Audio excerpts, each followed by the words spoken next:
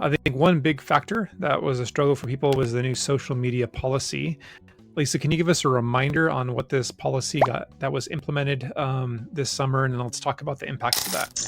Yeah, so the social media policy came down during this administration, and basically what it says is anybody who's applying for an F visa, an M visa, or a J visa, so that's people going to the US to study or on an exchange program or for a vocational program, are required to have their social media vetted before they can be approved a visa. So this is a requirement that consular officers now have to uphold when issuing a student visa.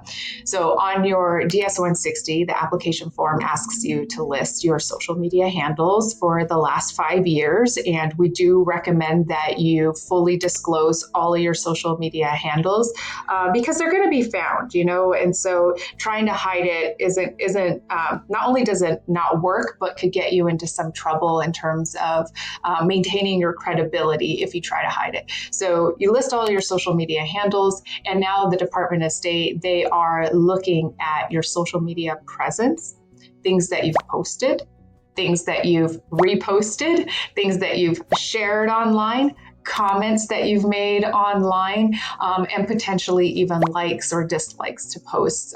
All of that information is going to be looked at before a visa officer will issue your visa. The only people who needed to worry about this were people who are posting very controversial topics online. But now the guidance is so vague, the net has been cast so wide that I think a lot of people can be caught up in it. And basically what it says is anybody who disagrees with American policy, American culture, American values could be refused their visa. So, post with intention. Think about what you're posting before you post it. Decide if it's meaningful enough to you to potentially risk a refusal on your student visa. Ask yourself if that post is what you want to be defined by before posting, because it's very easy now for an officer to justify refusing a visa based on something that you've written online. Anyways, even for people who are not worried, even for people like myself who just never post online, everybody's getting caught up in this dragnet because the officers need the time to review that social media before they can issue the visa. So I think different posts are handling it differently, but generally they don't look at your social media unless they want to issue the visa, in which case they will put you into administrative processing while they do that check before issuing the visa. Yeah. There's definitely students who have had delays, either because maybe they didn't have all of their social media public. And so, it put them in the 221G kind of holding position because they were finding other things online, needed to vet that, or that's even caused refusals if they found out you had other social media accounts that weren't disclosed. One of the new students I talked to said he had his visa interview, seemed like it went well, but got the 221G because they still needed to check his social media. But then he had to wait 3 weeks before he was able to get the approval. He made it just in time for the orientation and classes to start, but he had to wait 3 weeks. Someone else told me that they showed up for their visa interview appointment, but then they said, hey, you don't get your appointment today because we haven't had a chance to review your social media and you have to come back another time, which was also heartbreaking, because they had to travel to a different city, spend a lot of money, prepared, planned, showed up for this visa interview, and then didn't get to do it because the officers hadn't done their job of doing the social media checking beforehand. And so that was also really sad to hear. So yeah, this is making it very complicated.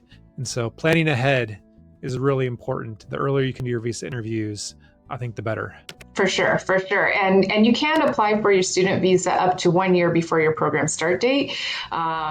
So, given the wait times and that there's likely going to be additional administrative processing after your visa appointment, I would go ahead and apply sooner rather than later if you plan on studying in the US for sure. Yeah.